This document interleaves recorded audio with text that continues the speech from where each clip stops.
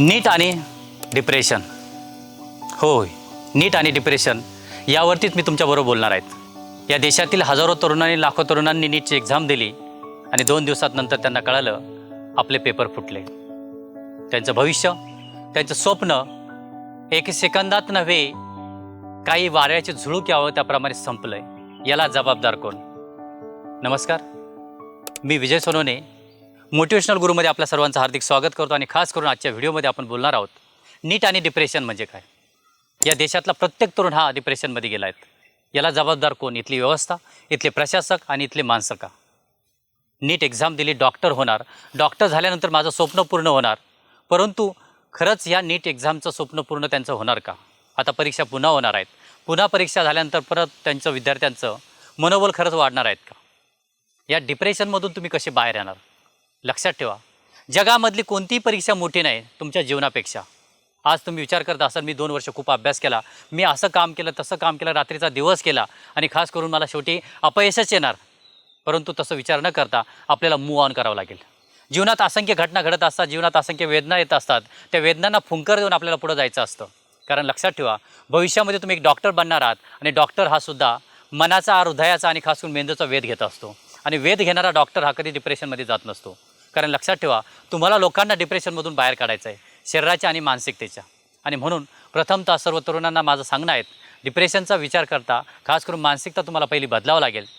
हजारो युद्ध लढावे लागतील, हजारो युद्ध अपयश येतील. मी तर तुम्हाला एकच सांगेल, तुमच्याजवळ अपयशाच्या गोण्या नव्हे तर पोते भरलेले असायला हवेत, ज्यामुळे तुम्ही त्यातून बाहेर याल. नीट एक्झाम झाली, त्यामध्ये विविध प्रकारचे भ्रष्टाचार झाले, पेपर लीक झालेत. नाशिकपासून ते हरियाणापर्यंतचा प्रवास, हरियाणापासून ते केरळपर्यंतचा हा प्रवास मान्य आहेत, पण याला जबाबदार असणाऱ्या लोकांना तो आपल्याला खास करून विचार करायचा नसून त्या लोकांपर्यंत पोहोचण्यापेक्षा मला काय करायचं आहे हा सर्वात महत्त्वाचा गोष्ट आहे. आणि हा सर्वात महत्त्वाचा तुमचा उगम स्रोत आहे तुमच्या पॉझिटिव्ह व्हाईब्सचा. जेव्हा तुम्ही याचा विचार कराल, नक्कीच तुम्ही यातून बाहेर याल आणि नव्या उमेदीने अभ्यास कराल. जेव्हा तुम्ही नव्या उमेदीने अभ्यास कराल तर नक्कीच तुमच्यामध्ये बदल घडेल आणि तुमचा पेपर, नवीन पेपरसुद्धा चांगला जाईल.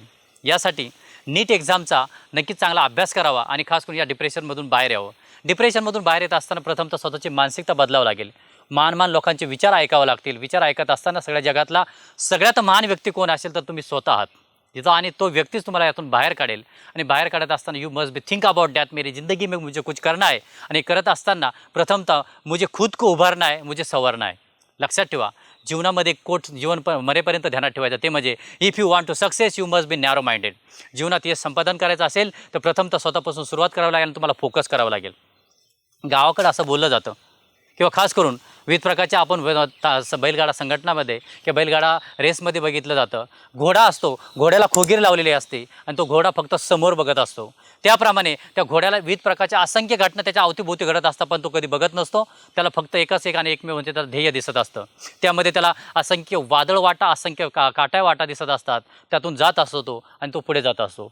त्याप्रमाणे तुमचं आत्ताची जी वादळ वाट आहेत, आजचं जी काटेची वाट आहेत तुमच्या जीवनामध्ये नीटच्या एक्झामच्या पेपर फुटीमुळे आले आहेत, परंतु तिचा विचार न करता पॉझिटिव्ह व्हाईब्सनं आणि खास करून उदार अंतःकरणानं आपण अभ्यास चालू करायचा आणि मोठं मन करून स्वतःला परत म्हणताना पॉझिटिव्ह व्हाईब्स द्यायच्या आणि त्यातून बाहेर यायचं. जेव्हा तुम्ही यातून बाहेर याल, येणाऱ्या परीक्षेमध्ये तुम्ही पहिल्या यशापेक्षा जास्त यश संपादन कराल अशी अपेक्षा करतो. आणि नक्कीच तुम्ही हे करणार, कारण का तुम्ही माझ्या देशाचे तरुण आहात, या भारत देशाचे तरुण आहात. कारण लक्षात ठेवा, तुमच्या स्वतःच्या हातामध्ये, तुमच्या मुठ्ठीमध्ये देशाचं भविष्य लपलेलं आहे आणि तुम्ही नक्कीच कराल अशी अपेक्षा करतो.